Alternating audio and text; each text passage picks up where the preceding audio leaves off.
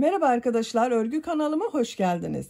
Kız bebeklerimiz için örgüsü kolay tığ işi bebek ayakkabısı yaptım. Bugün bunun anlatımını sizlerle paylaşmak istiyorum.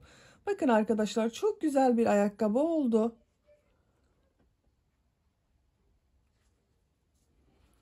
Bilik bölümünde düğmeli yaptım. Bebeği giydirip çıkarması kolay. Ayakkabının örgüsüne ilk önce yapacak olduğunuz bebeğin büyüklüğüne göre ayak tabanı yaparak başlıyoruz. Ben bugün bu ayakkabı anlatımını 3-6 ay arası bebekler için anlatıyorum arkadaşlar. 3 ile 6 aylık bebekleri olacak şekilde. Ama siz daha küçük veya daha büyük yapmak istiyorsanız bu taban örgüsünü yapacak olduğunuz bebeğin büyüklüğüne göre istediğiniz kadar küçük veya büyük yapabilirsiniz. Başlama zincir sayısını az yaparsanız ayakkabının taban örgüsü küçük olacaktır arkadaşlar. Benim yaptığım sayıdan 1, 2, 3 zincir fazla yaparsanız ayakkabının taban örgüsü daha büyük olacaktır. Ben bugün 18 zincir ile başladım. 3 ile 6 aylık arası bebekler için oldu. Bakın, kalıba giydirdiğim zaman görüntüsü bu şekilde. Fiyonk ile de süsledim bakın arkadaşlar. Bu şekilde fiyonk ile de süsledim. Ben bugün beyaz ve pembe renk iplik kullanarak bu ayakkabıyı ördüm. Beyaz renk iplik olarak bebek takımı için yaptım ben bu ayakkabıyı arkadaşlar. Bu ipliği kullandım. Alize Soft Happy Baby markalı bir iplik bak arkadaşlar. Kullandığım iplik üzerinde 100 gram iplikte 330 metre var. Çok az bir iplik gitti arkadaşlar. Yarım iplikten daha az kullandım. Tığ olarak da elimin sıklığına, ipliğin kalınlığına uygun olarak bak 0 numara 2.10 milimetre tığ kullandım. Bu tığı kullandım. Bu iplik ile ördüm. Bu büyüklükte bir ayakkabı yaptım arkadaşlar. Siz benim kullandığım bu tığdan 1 numara büyük numara tığ kullanırsanız yaptığınız ayakkabı daha büyük olacaktır. Düğme olarak da bakın buraya 2 tane düğme diktim. Bir buna, bir buna arkadaşlar. Şu şekilde. Fiyonk ile de süsledim. Bakın bu şekilde fiyonk hazırladım. Süsledim. Bu fiyonkun anlatımını videonun içerisinde ben size anlatıyorum arkadaşlar. Ama daha detaylı görmek isterseniz bu fiyonkun olduğu YouTube linkini ben bu videonun açıklama bölümüne ekliyorum. Siz izlediğiniz bu videonun açıklama bölümünde bulunan kolay fiyonk linkine tıklarsanız bunun gibi bir fiyonkları daha detaylı olarak yapabilirsiniz. Pembe renk iplik olarak da bakın bu ipliği kullandım. Akrilik bir iplik kullandım arkadaşlar. Siz istediğiniz marka iplik ve renkleri kullanarak bu ayakkabının örgüsünü yapabilirsiniz. Ben bebek takımı için yaptım. Bu ipliği kullandım. Ama siz patik iplikleri kullanabilirsiniz. Merserize iplikler kullanabilirsiniz. Koton iplikler kullanabilirsiniz. İstediğiniz iplikler ile bu ayakkabının örgüsünü yapabilirsiniz. Bakın buna takım olarak bir de çok güzel saç bandı yaptım arkadaşlar. Bak bu şekilde. Bu saç bandının anlatımını da ben yaptım. YouTube kanalıma yükledim. Bu saç bandıyla takım yapmak isterseniz saç bandının olduğu YouTube linkini izlediğiniz bu videonun açıklama bölümüne ekliyorum. Siz izlediğiniz bu videonun açıklama bölümünde bulunan fiyonklu saç bandı linkine tıklarsanız bunun gibi güzel bir takım yapabilirsiniz. İpliği tığı hazırlayalım. Hep birlikte bu güzel ayakkabının örgüsüne başlayalım. Örgü kanalıma abone değilseniz abone olmayı unutmayın lütfen. Örgü kanalıma abone olmak ücretsiz. Örgü kanalıma ücretsiz abone olup orada bulunan zil şeklinde dokunarak açık yaparsanız kanalıma video yüklediğim zaman ilk önce size bildirim gelir. Örgülerimden herkesten önce sizin haberiniz olur. İzlediğiniz videolarıma beğeni ve yorumlarınızı da yaparsanız çok sevinirim arkadaşlar. Örgü kanalıma ücretsiz abone olup beğeni ve yorumlarıyla da destek olan bütün arkadaşlara ayrıca teşekkür ederim. Hepinize kolay gelsin. İyi çalışmalar.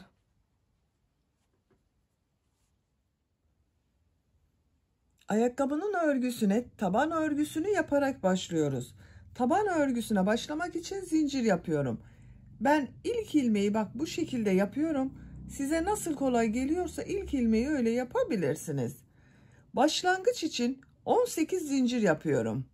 1 2 3 4 5 6 7 8 9, 10, 11, 12, 13, 14, 15, 16, 17, 18.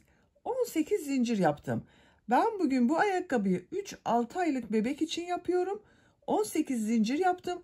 Siz yeni doğan bebek için yapacaksanız 16 veya 17 zincir yapmanız yeterli olacaktır. Yeni doğanlar için 16 zincir yeterli arkadaşlar.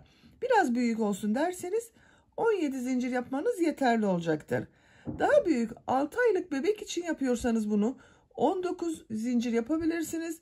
9-12 aylık bebek için yapıyorsanız da 20 zincir ile başlamanız iyi olacaktır. Bir ilmek atlıyorum.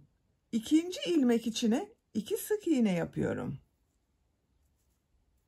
Bak aynı ilmeğe 2 sık iğne yapıyorum. Burası ayakkabının topuk bölümü olacak. 7 sık iğne yapıyorum. 1 2 3 4 5 6 7 sık iğne yaptım bak. Tığ üzerine iplik alıyorum. Bir yarım trabzan yapıyorum. Bak yarım trabzanı şu şekilde yapıyorum. Zincire tığ takıyorum. İlmek aldım. Tığ üzerinde 3 ilmek var. 3'ün içinden bir defa da çekiyorum. Yarım trabzan oluyor. Takip eden 6 zincir üzerine trabzan yapıyorum. Trabzanı 2 defa da çıkarıyorum. Bak tığ üzerine iplik alıyorum. 1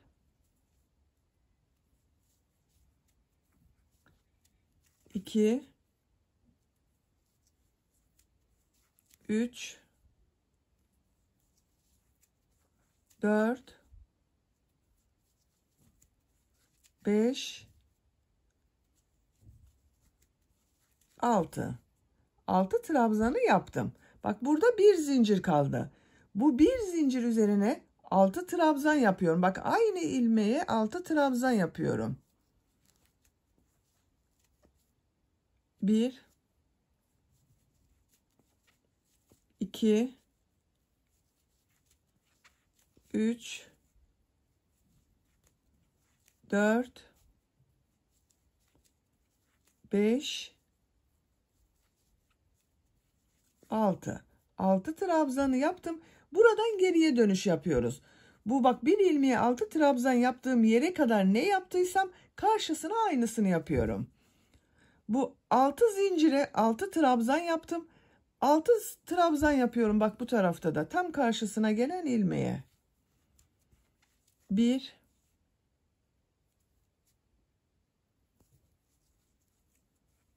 2 3 bak ipliği de arada tutuyorum görünmüyor. 4 5 6 trabzanın karşısına 6 trabzan yaptım. Burada bir yarım trabzan yaptım. Tam karşısına yarım trabzan yapıyorum. Bak tığ üzerine iplik alıyorum. Yarım trabzan yapıyorum. Şu ipliğin ucunu kesebilirim.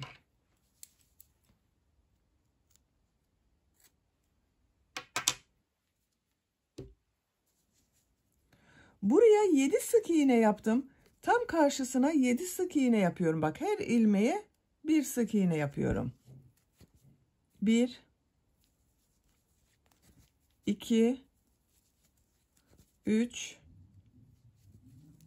4 5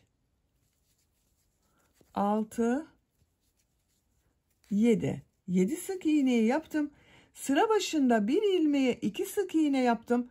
Karşısına da bak 2 sık iğne yapıyorum. Aynı ilmeğe 2 sık iğne yapıyorum. Bu son ilmek ile bak burada yaptığım ilk ilmeği ilmek kaydırma yaparak sırayı birleştiriyorum. Bakın arkadaşlar ilk sırasını tamamladık. Görüntüsü böyle oldu. İkinci sıradayız. 2 zincir yapıyorum.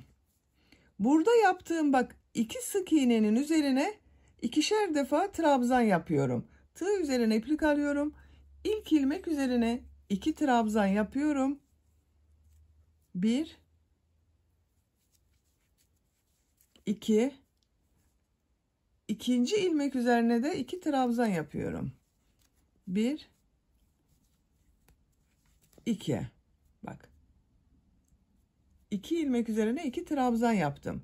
Takip eden ilmekler üzerine trabzan yaparak devam ediyorum. Burada bir ilmeği 6 trabzan yaptım. Buraya kadar trabzan yapıyorum. 1 2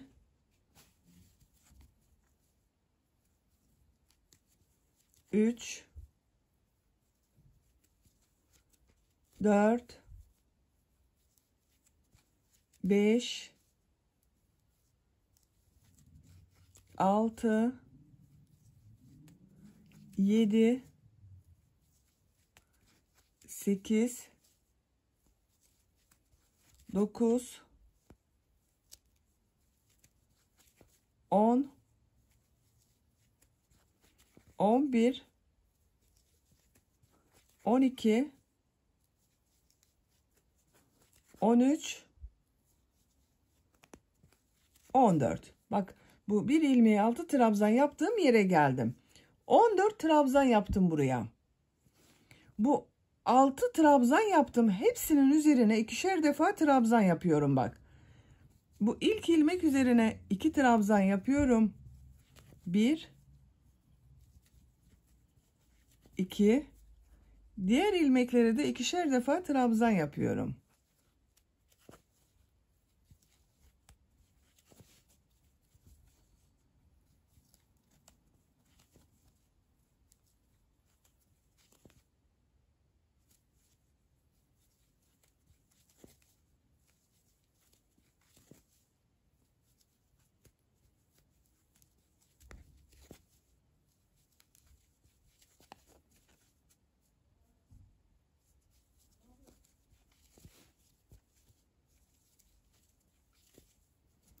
Bakın arkadaşlar.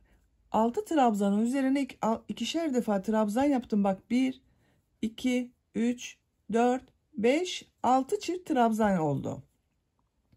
Burada da bir yuvarlak görüntü elde ettik bakın. Burası ayakkabının ön bölümü olacak. Diğer ilmeklere trabzan yaparak devam ediyorum. Bak burada 14 trabzan yaptım. Buraya da 14 trabzan yapıyorum. 14 trabzan yaparak bu 2 ilmek kalasıya kadar devam edelim. 14 trabzanı yaptım. Bak burada 2 ilmek kaldı. Bu 2 ilmek üzerine ikişer defa trabzan yapıyorum.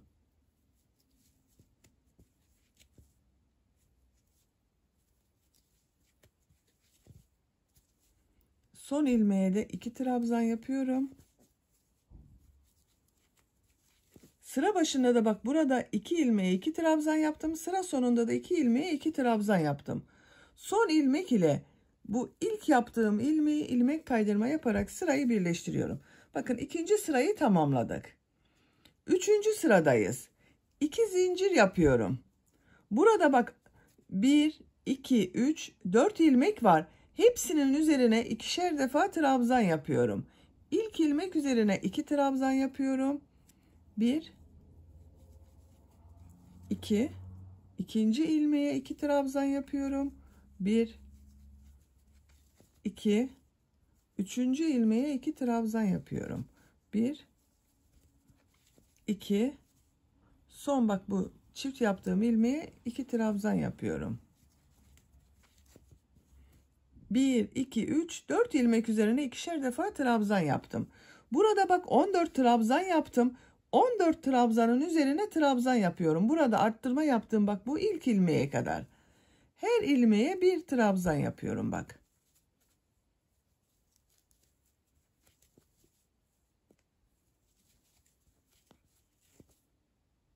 ...14 trabzanı yapalım. 14 trabzanı yaptım. Bak burada arttırma yaptığım trabzanlara geldim arkadaşlar. Burada 12 trabzan vardı. Bu ilk bak ilmek üzerine 2 trabzan yapıyorum. 1 2, bak aynı ilmeğe 2 trabzan yaptım. Bu ilmeğe 1 trabzan yapıyorum. Takip eden 8 ilmek üzerine ikişer defa trabzan yapıyorum.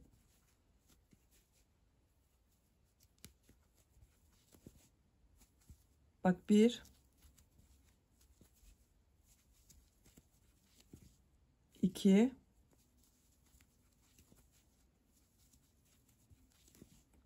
3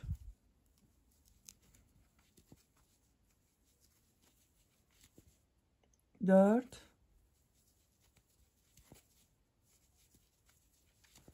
5 6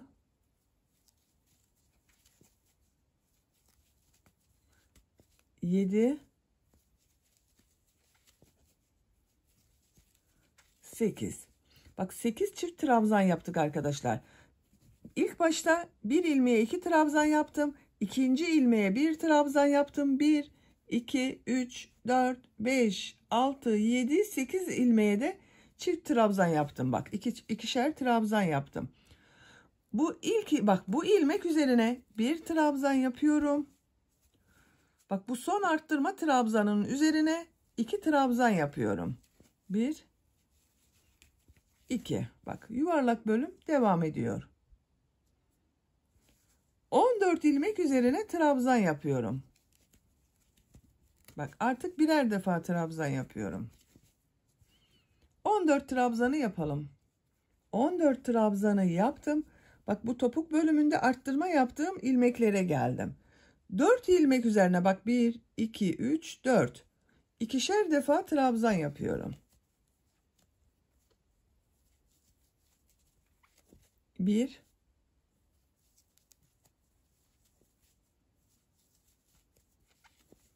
2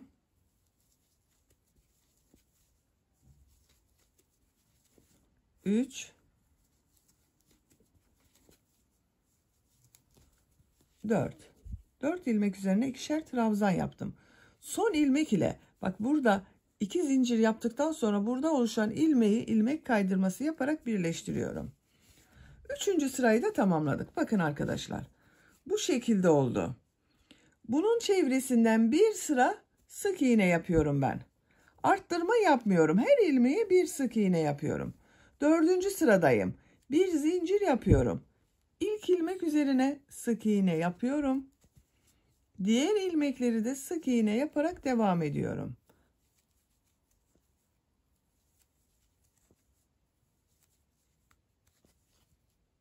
Sıra sonuna kadar devam edelim. Sık iğne yaparak sıra sonuna kadar tamamladım. Son ilmek ile bu ilk ilmeği ilmek kaydırma yaparak sırayı birleştiriyorum. Bakın bu şekilde bir sıra sık iğne yaptım. Bir sıra üzerinde 66 sık iğne var.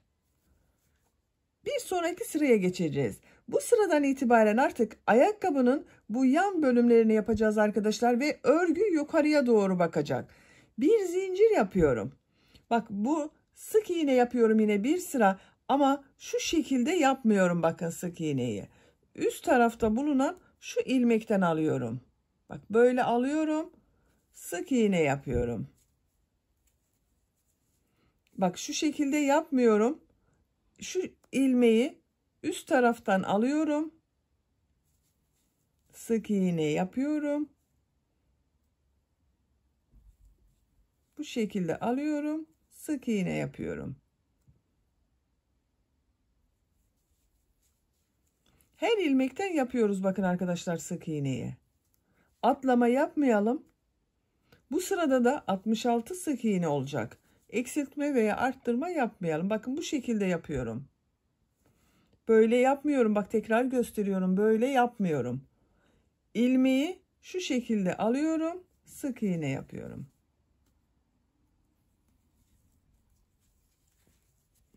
Bak örgü yukarıya doğru bakıyor artık. Görüntüsü bu şekilde. Sıra sonuna kadar devam edelim. Sık iğne yaparak sıra sonuna kadar tamamladım. Bak son ilmeği de üst taraftan alarak sık iğne yaptım. Bu son ilmek ile ilk yaptığım bu ilmeği ilmek kaydırma yaparak sırayı birleştiriyorum. Bir sıra üzerinde yine 66 sık iğne var. Bakın artık ilmekler yukarı doğru bakıyor arkadaşlar. Üst bölümden aldığımız için ilmekler yukarı doğru bakıyor. Örgü artık yukarı doğru devam edecek. Pembe renk ipliği burada bitiriyorum. İpliği kesiyorum. Beyaz renk iplik ile ayakkabının örgüsüne devam ediyorum. Pembe renk ipliği burada bitirdim. Ben beyaz renk iplik ile ayakkabı örgüsüne devam ediyorum. Siz aynı renk ile de devam edebilirsiniz. Bakın bu şekilde bir beyaz iplik kullanıyorum. Bu son ilmekten bak. İpliği şu şekilde bir beyaz ile ilmek yapıyorum. Bak çıkardım. Bir zincir yapıyorum, sağlamlaştırdım. Aynı ilmeğe sık iğne yapıyorum. Sık iğne sırası yapıyoruz yine. Her ilmeğe bir sık iğne yapıyorum. Bak bu ipliklerin ucunda içeride tutuyorum. Bu şekilde her ilmeğe bir sık iğne yapıyoruz. Sık iğne yaparak sıra sonuna kadar devam edelim. Sıra sonuna kadar tamamladım. Son ilmek ile ilk ilmeği ilmek kaydırma yaparak birleştiriyorum. Beyaz renk iplik ile de bir sıra sık iğne yaptım. Bu bir sıra üzerinde 66 sık iğne var. Üçüncü sıradayız. Bir zincir yapıyorum. Yine sık iğne sırası yapıyorum. Bak ilk ilmeğe sık iğne yapıyorum. Diğer ilmeklere de sık iğne yaparak devam ediyorum.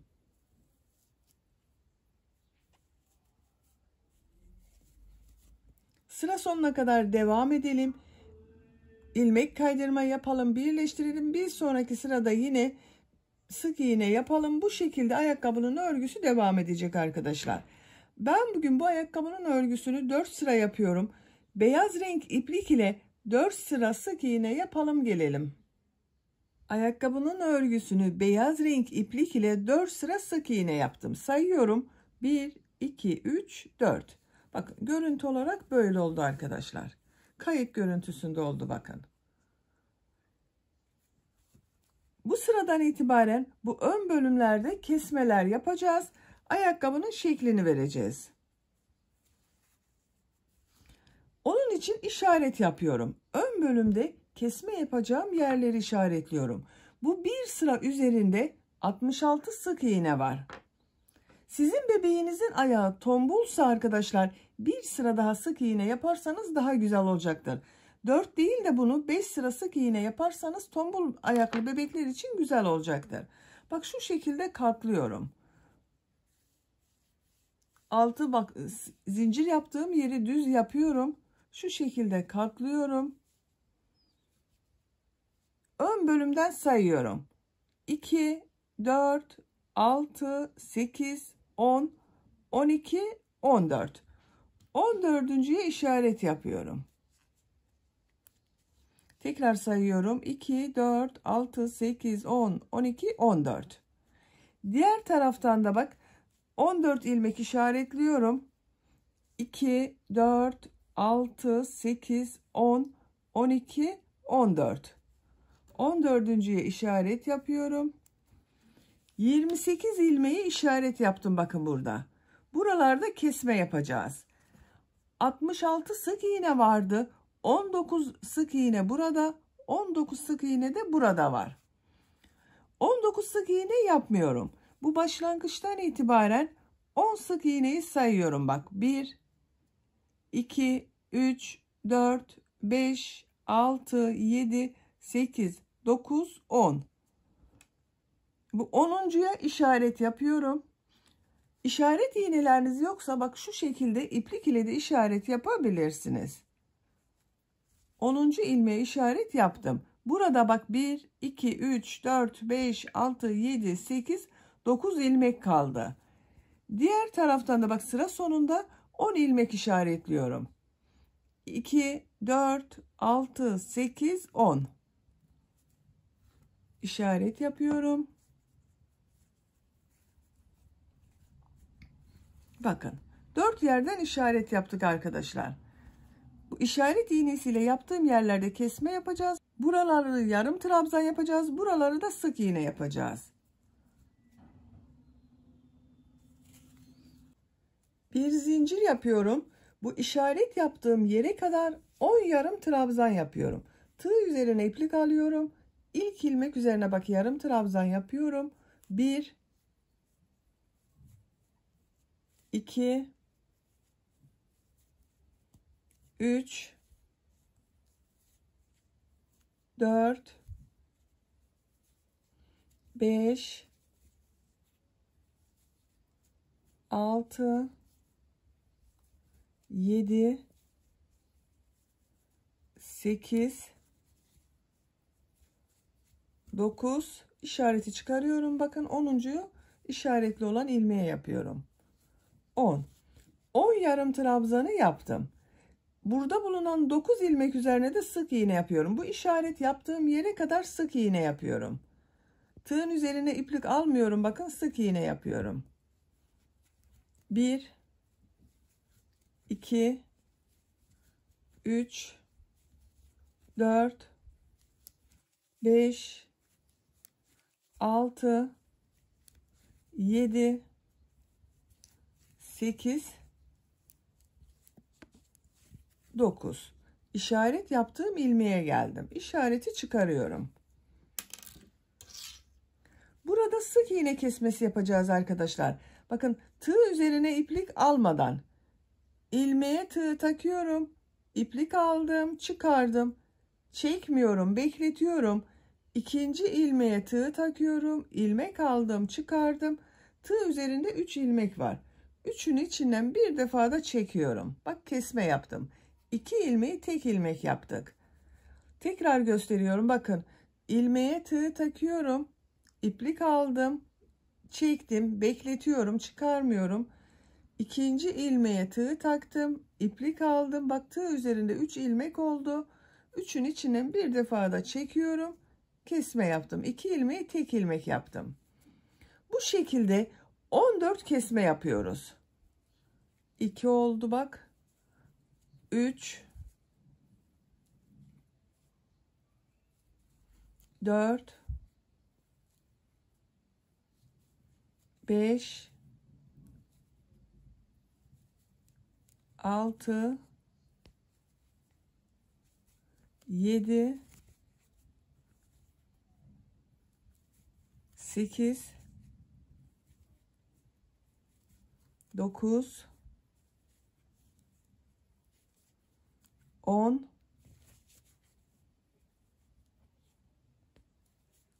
11 12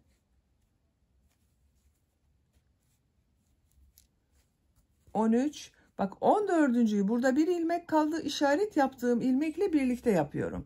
İşareti çıkarıyorum. 14. kesmeyi de yaptım. Bak burada 14 kesme yaptık. Burası topladı bakın arkadaşlar. 9 ilmeğe sık iğne yapıyorum. 1 2 3 4 5 6 7 8 9 işaret yaptığım ilmeğe geldim. Çıkarıyorum. 10 ilmek üzerine yarım trabzan yapıyorum. 1 2 3 4 5 6 7 8 9 10 yarım trabzanı yaptım. Son ilmek ile ilk ilmeği ilmek kaydırma yaparak sırayı birleştiriyorum. Bakın. Burada bu sırada bakın arkadaşlar 10 yarım trabzan yaptım. 9 sık iğne yaptım. 14 kesme yaptım. 9 sık iğne yaptım. 10 yarım trabzan yaptım. Görüntüsü böyle oldu. Şimdiki sırada sık iğne yapacağız bu ön bölümlerde. Burada da bak sıra başında ve sıra sonunda 8 ilmek işaretliyorum. 1, 2, 3, 4, 5, 6, 7, 8. Bak buna işaret yapıyorum. Sıra sonunda da 8 ilmeğe işaret yapıyorum. 2, 4, 6, 8. Bu işaret yaptığım ilmekleri yarım trabzan yapıyorum. Diğer ilmekleri sık iğne yapıyorum. Bir zincir yapıyorum. Tığ üzerine iplik alıyorum. 8 yarım trabzan yapıyorum. 1, 2, 3, 4, 5, 6, 7. Bak işaret yaptığımla 8. 8 yarım trabzanı yaptım. Diğer ilmekleri sık iğne yapıyorum. Bak her ilmeğe bir sık iğne yapıyorum. Bu işaret yaptığım yere kadar sık iğne yaparak devam edelim. İşaret yaptığım yere kadar sık iğne yaptım. 36 sık iğne yaptım arkadaşlar buraya. Bak işaret yaptığım yerdeyim. Burada bulunan 8 ilmek üzerine yarım trabzan yapıyorum. 1, 2, 3, 4, 5, 6, 7, 8. Son ilmek ile ilk ilmeği ilmek kaydırma yaparak birleştiriyorum. Bakın. Bu şekilde oldu ayakkabının görüntüsü arkadaşlar. Bu bir sıra üzerinde 52 ilmek var arkadaşlar. Yarım trabzanlar ve sık iğnelerin toplamı 52. 8. sıradayız. 8. sırada ilk 6 ilmeği yarım trabzan yapacağız. 11 ilmeğe sık iğne yapacağız. Bu ön bölümde de 7 kesme yapacağız arkadaşlar. Tekrar işaret yapıyorum. Bak 1, 2, 3, 4, 5, 6. 6 ilmek işaret yapıyorum. Sıra sonunda da 6 ilmek işaret yapıyorum. 2, 4, 6. Şu şekilde işaret takıyorum.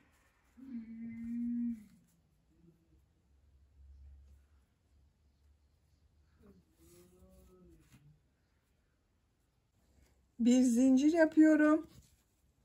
Tığ üzerine iplik alıyorum. 6 yarım trabzan yapıyorum. 1, 2, 3, 4,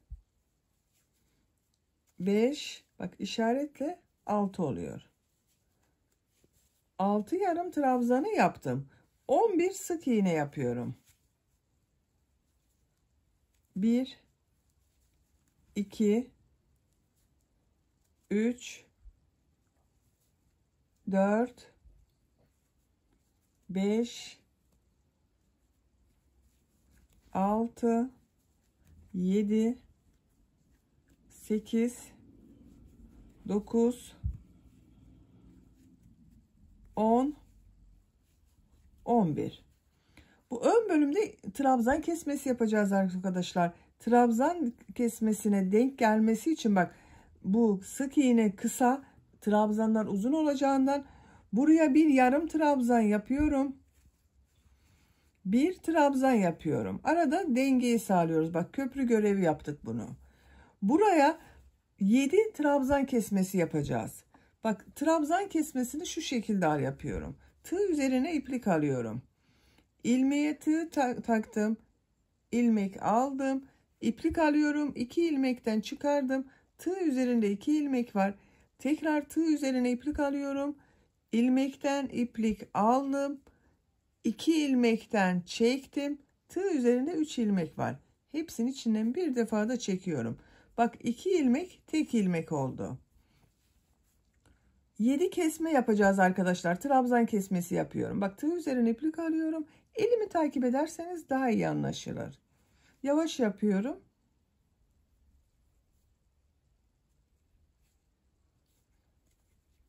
İki,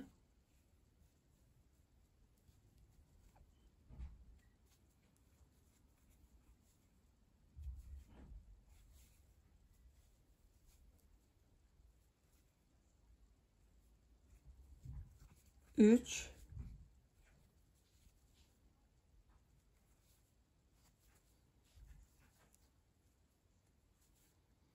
4,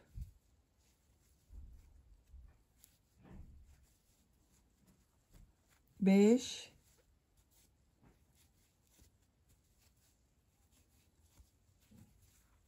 6,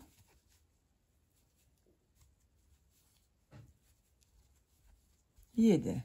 7 trabzan kesmesi yaptım. Bak görüntüsü böyle arkadaşlar. Sayıyorum.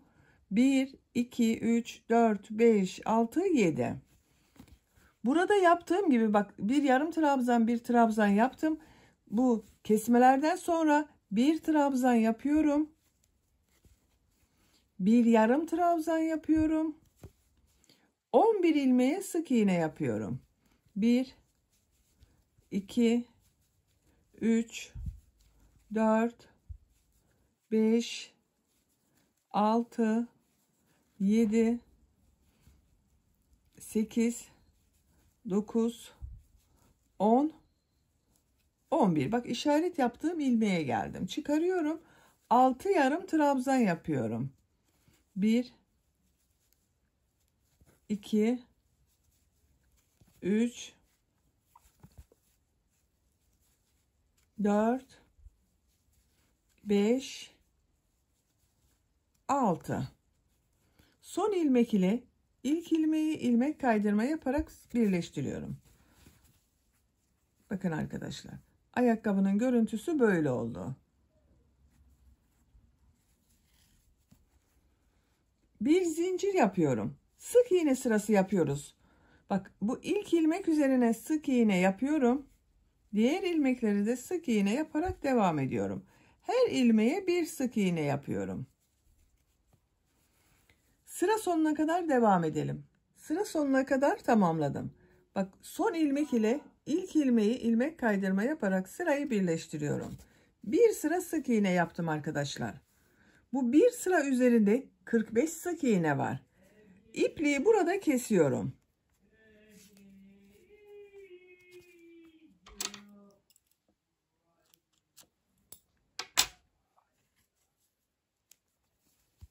Bakın. Bu şekilde oldu. Ayakkabının birisine ayakkabı bölümünü hazırladık.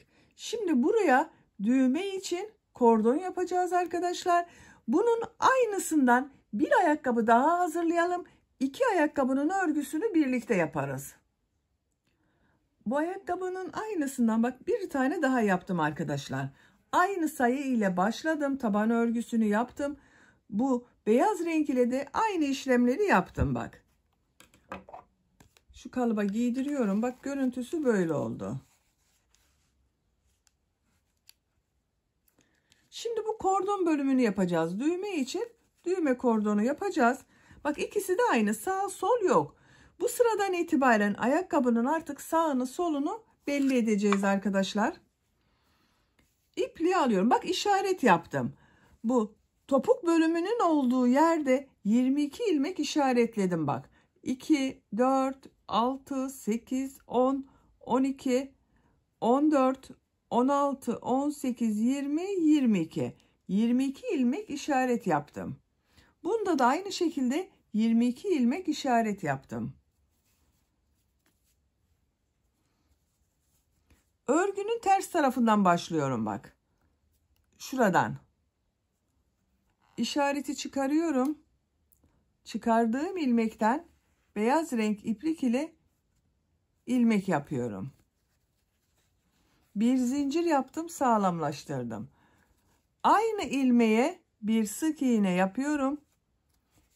Diğer ilmekleri de sık iğne yaparak devam ediyorum. Bu işaret yaptığım yere kadar 22 sık iğne yapıyoruz. Sayalım. 1, 2, 3, 4, 5, 6, 7,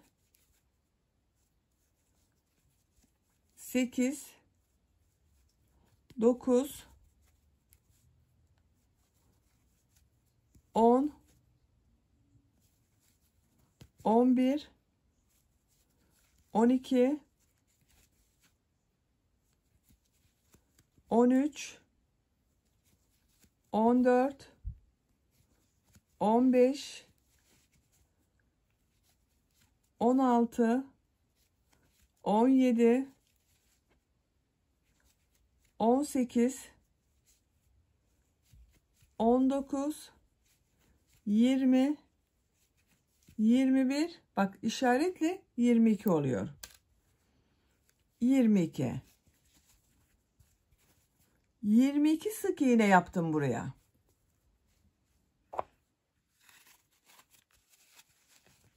Bakın ayakta görüntüsü böyle olacak arkadaşlar.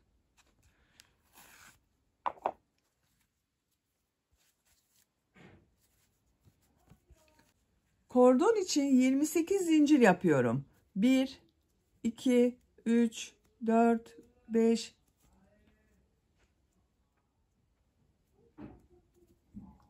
28 zinciri yaptım. Bunun üzerinden trabzanlar yapıyorum. Tığ üzerine iplik alıyorum. 3 ilmek atlıyorum. 1, 2, 3. 4. ilmeğe trabzan yapıyorum. Çok sıkı yapmıyorum trabzanlar arkadaşlar. Diğer ilmeklere de trabzan yapıyorum. 24 trabzan yapıyoruz.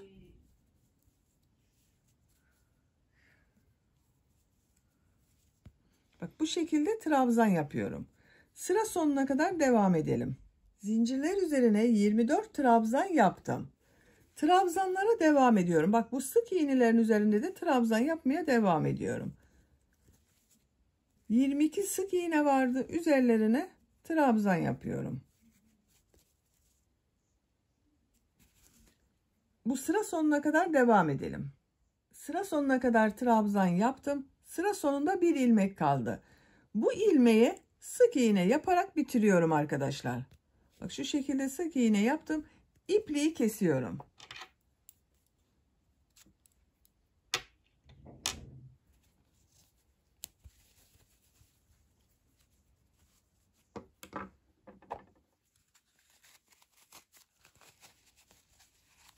Bak buraya düğme dikeceğiz. Bu yaptığımız trabzanlarda düğme iliği olarak kullanacağız. Şu şekilde. Bakın çok güzel oldu. Bu ayakkabının bak sol oldu arkadaşlar. Sol ayak için yaptık bu ayakkabıyı. Bunu da sağ ayak için yapıyoruz. Sadece bu bak kordonun yönü değişecek.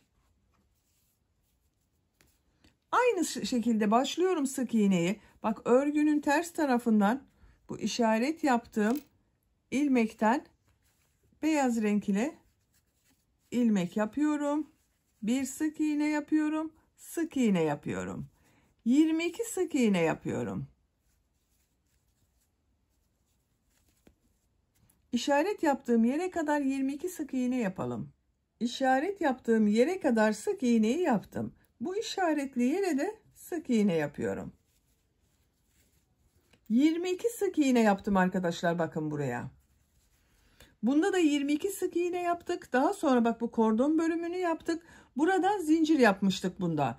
Bu sağ ayak olduğu için bunu kordonunu bak buraya yapacağız. Bir zincir yapıyorum. Örgüyü çeviriyorum. Tığ üzerine iplik alıyorum. Bak bu ilmeğe değil, yanında bulunan ilmeğe trabzan yapıyorum. Diğer ilmeklere de trabzan yaparak devam ediyorum.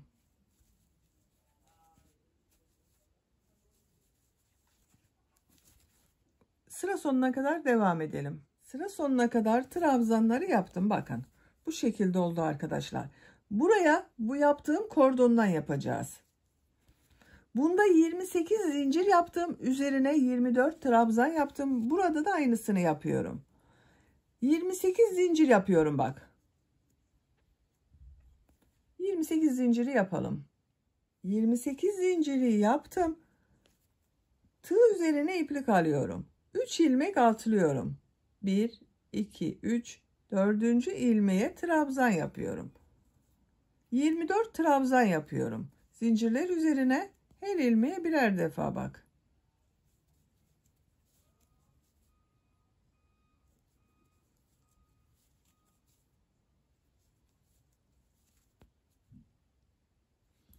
Sıra sonuna kadar devam edelim. Zincirler üzerine trabzan yaparak bak sıra sonuna kadar tamamladım. 24 trabzan yaptım. Bak son zincirin üzerine de trabzan yaptım. Bu son ilmek ile burada bulunan bak bu ilmeği kaydırıyoruz. Trabzan sırasını şu şekilde birleştiriyoruz. Bak son zincirin üzerindeki trabzanda bulunan ilmeği tığ üzerine iplik almadan bu trabzan sırasından önce yaptığım sık iğne sırası var. Bu sık iğne bulunan ilmeğe tığ takıyorum. İplik aldım, çektim. Tığ üzerinde bulunan ilmekten de çektim. Bakın burayı birleştirdim. İlmek alıyorum, ipliği kesiyorum. İçinden çekiyorum. Bakın arkadaşlar, birleştirme yaptığımız yerin görüntüsü böyle. Trabzan sırası devam ediyor gibi oldu. Sağ ayak için olan ayakkabıyı da yaptık.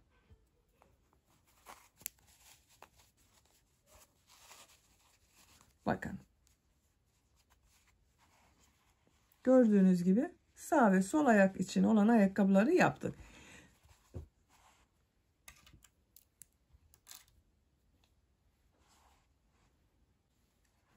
Şimdi bu yaptığımız ayakkabının bak buradan pembe renk iplik ile ilmek kaydırma şeklinde çevirmek istiyorum.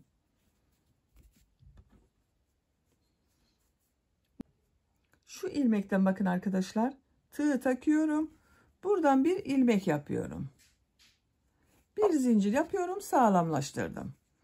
İlmek kaydırma yapacağız. Bak şu ilmeğe tığ takıyorum. İplik aldım, çektim. Tığ üzerinde bulunan ilmekten de çekiyorum. Bak şu şekilde batıyorum. İlmeğe tığ taktım, ilmek aldım, çektim. Bak ilmeğe şu şekilde yapıyorum. İlmek alıyorum, çekiyorum. İlmek kaydırma yapıyoruz. Çok sıkı yapmayalım bu ilmek kaydırmaları da. Çekme yapar yoksa. Bak.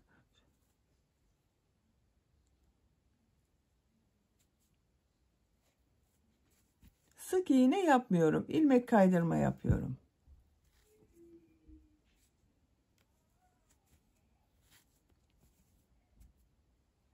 Bak yan tarafından pembe renk iplik ile ilmek kaydırma yapıyoruz arkadaşlar. Bu şekilde her ilmekten ilmek kaydırma yaparak bak çevresini tamamen çevirelim. Buradan da yapalım. Başladığımız yere kadar devam edelim. İlmek kaydırma yaparak başladığım yere kadar tamamladım bakın arkadaşlar. Son ilmeğe de ilmek kaydırma yaptım. İlk yaptığım bu ilmeğe tığ takıyorum. İplik aldım, çektim.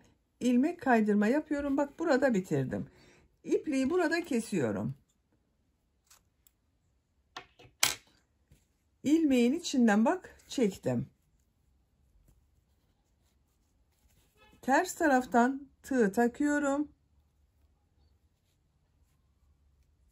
Bu ilmeği bak diğer tarafa alıyorum ipliğe ucunu.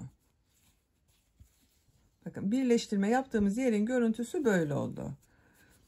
Bu iplikleri de örgünün ters tarafından ilmekler arasından bak şu ilmeklerden çekerek kaybedebiliriz.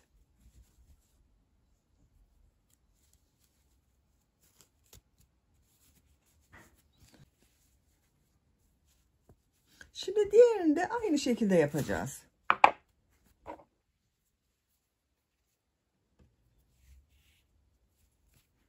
Bak buradan bu ilmekten bir ilmek yapıyorum. Bir zincir yapıyorum, sağlamlaştırıyorum. Bak bu sefer bu tarafa doğru gidiyoruz arkadaşlar. Diğerinde buradan başladık. Bu şekilde devam ettik. Burada ilk önce bu ön bölümde bulunan ilmekleri yapıyoruz. İlk ilmeğe tığ takıyorum. İlmek kaydırma yapıyorum. İkinci ilmeğe tığ takıyorum. İlmek kaydırma yapıyorum.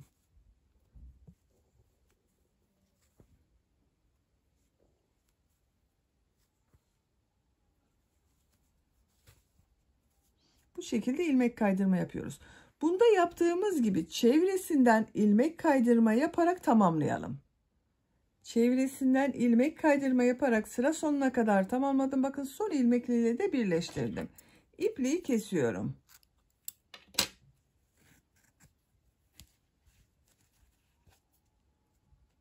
Örgünün ters tarafına ipliğin ucunu alıyorum. Bak buradan.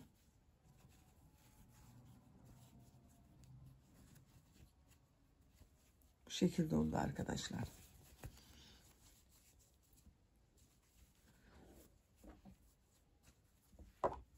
Bunu da hazırladık. Bakın ben diğerini hazırladım. Bu şekilde fiyonk ile de süsledim bakın arkadaşlar.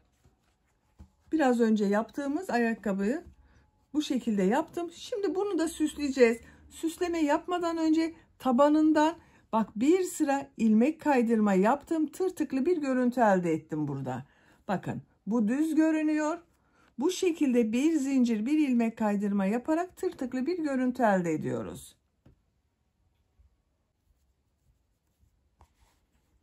Bak bu topuk bölümünde birleştirme yaptığımız yerden başlıyorum arkadaşlar. Bu ayak tabanının çevresinden ilmek kaydırma yapacağız. Şu ilmekten bir pembe renk iplik ile bir ilmek yapıyorum. Bir zincir yapıyorum, sağlamlaştırıyorum. İlk bak ilmek üzerine tığ takıyorum, iplik aldım, çektim. Tığ üzerinde bulunan ilmekten de çekiyorum. Bir zincir yapıyorum. Bak ikinci ilmeğe tığ takıyorum, ilmek aldım, çektim. Tığ üzerinde bulunan ilmekten de çekiyorum. Bir zincir yapıyorum, ilmek alıyorum, tığ üzerine bulunan ilmekten çekiyorum. Bir zincir bir ilmek kaydırma yapıyoruz.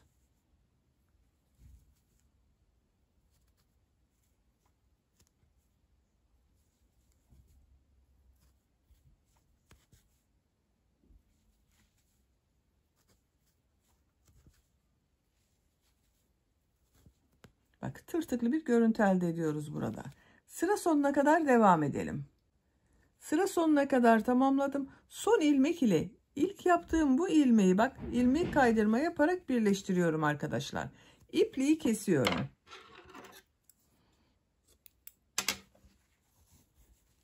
İpliğin ucunda örgünün bak ters tarafından tığ takıyorum, içeri çekiyorum.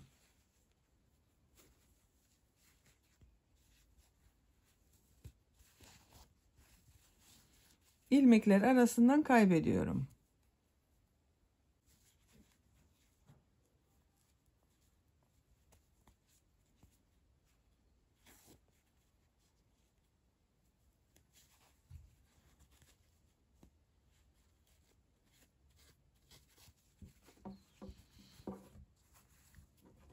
Bakın arkadaşlar. Çok güzel oldu. Bak tabanını çevirdiğimiz için tırtıklı bir görüntü elde ettik burada. Şimdi fiyonklarını yapalım. Fiyonkun örgüsü çok kolay. Zincirle başlıyoruz.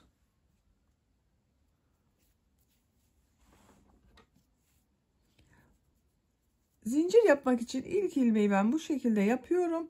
18 zincir yapıyorum. 1, 2, 3, 4, 5, 6, 7, 8, 9, 10, 11, 12, 13, 14, 15, 16, 17, 18. 18 zinciri yaptım. İlk ilmeğe bak sık iğne yapıyorum. Bir sıra sık iğne yapıyorum. 1, 2, 3, 4, 5, 6, 7, 8, 9,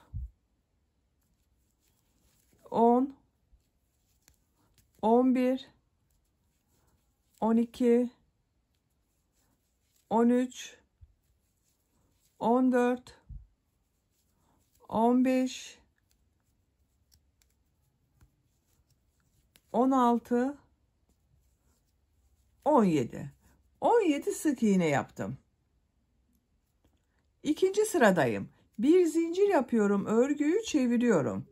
Yine sık iğne yapıyorum Ama bak ilmekleri bu şekilde yapmıyorum. Burada bak 2 ilmek görünüyor. 1 2. Bak 1 2 1 2. Dış tarafta bulunan ilmeği alıyorum. Sık iğne yapıyorum. Bak şu dış tarafta bulunan ilmekten sık iğne yapıyorum. 17 sık iğne yapıyoruz. 2 3 4 5 6 7 8 9 10 11 12 13 14 15 16. Bak son ilmeğe de sık iğne yapıyorum. 17. 17 sık iğne yaptım arkadaşlar. Bak görüntüsü böyle. Bir zincir yapıyorum, örgüyü çeviriyorum. İlk ilmeği yine bak tek ilmekten alarak yapıyorum.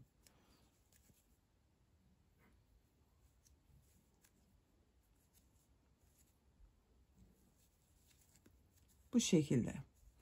Sıra sonuna kadar devam edelim. Bu fiyongun genişliğini ne kadar istiyorsanız sık iğne sırasını tekrarlayarak tamamlayalım. Fiyonk örgüsünü sık iğne sırasını tekrarlayarak tamamladım arkadaşlar. İpliği kesiyorum bak.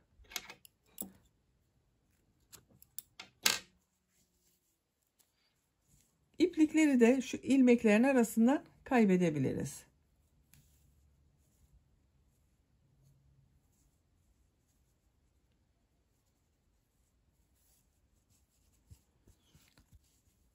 Şimdi fiyongun bu orta bölümde büzme işlemini yapacağız arkadaşlar. Bir sırada 17 sık iğne vardı. Sayıyorum. 2, 4, 6, 8, 9. Bak 9. ilmek orta nokta. Şu şekilde tığ takıyorum bak. Her sırada. Kaydırma yapmıyorum bak.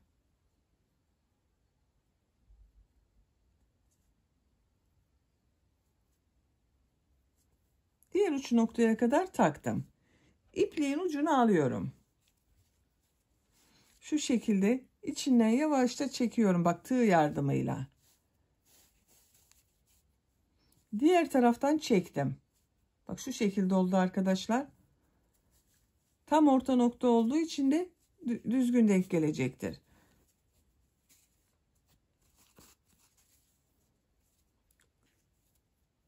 Bak şöyle çekerek bağlıyorum. İki ucunu bağlıyorum. Sıkıca bağlıyorum. Bakın.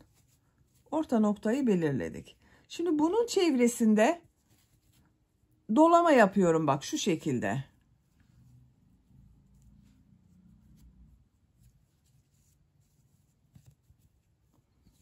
Beyaz ile de yapabilirsiniz. Bak pembe yerine bu ipliği beyaz renk iplik ile de yapabilirsiniz arkadaşlar. Örgünün ters tarafından ilmek alıyorum. Sabitliyorum bak bunu. Dikecek kadar iplik bırakıyorum. Bak uzun bıraktım ipliğini. Bunu ayakkabının üzerine şu şekilde dikebilirsiniz. Ben bugün incili yaptım. Bak bu şekilde inci vardı. Hepinizin evinde belki inci olmayabilir. Onun için bu şekilde düz de yapabilirsiniz. Bakın incili fiyonk yaptım. Ortaya inci diktim arkadaşlar.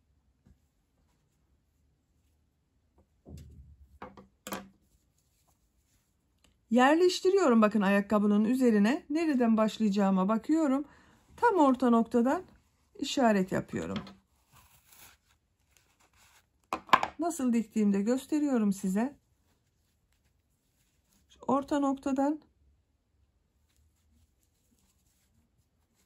işareti bak sabitliyorum.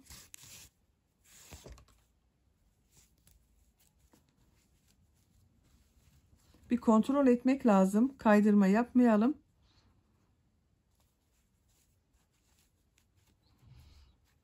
ilmeklerden geçiriyorum bakın. Şu fiyongun ters tarafında ilmeklerden geçiriyorum. Bak tekrar fiyonga iğneyi takıyorum, çekiyorum.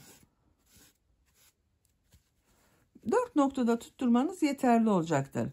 Fiyongun içerisinden geçiriyorum bak ipliği. Ters tarafından diğer uç noktaya geçirdim.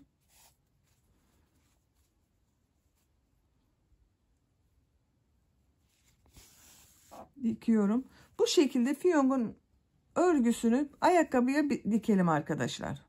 Fiyongunu diktim arkadaşlar. Bakın bu şekilde her iki ayakkabı hazır. Düğmesini de diktim bakın buraya. 1, 2, 3. trabzan aralığına bak düğmeyi diktim ben. Siz bu düğmeyi bebeğinizin ayak bileğine göre ayarlama yapabilirsiniz. Bakın bu trabzanları istediğimiz aralığı kullanarak düğmeye takıyorum. Düğme iliği olarak kullanıyorum. Şu ayak kalıbına da takıyorum bakın. Ayakta duruşunu görelim. Bu şekilde. Çok şık ve çok güzel oldu gördüğünüz gibi. Bir örgü anlatımının daha sonuna gelmiş oldum arkadaşlar. Beni dinlediğiniz ve izlediğiniz için hepinize çok teşekkür ederim. Örgü kanalıma abone değilseniz abone olmayı unutmayın lütfen. Örgü kanalıma abone olmak ücretsiz. Örgü kanalıma ücretsiz abone olup orada bulunan zil şeklinde dokunarak açık yaparsanız kanalıma video yüklediğim zaman ilk önce size bildirim gelir. Örgülerimden herkesten önce sizin haberiniz olur. İzlediğiniz videolarıma beğeni ve yorumlarınızı yaparsanız çok sevinirim arkadaşlar. Sizlerle yeni örgülerde görüşmek dileğiyle. Hoşça kalın, sevgiyle kalın.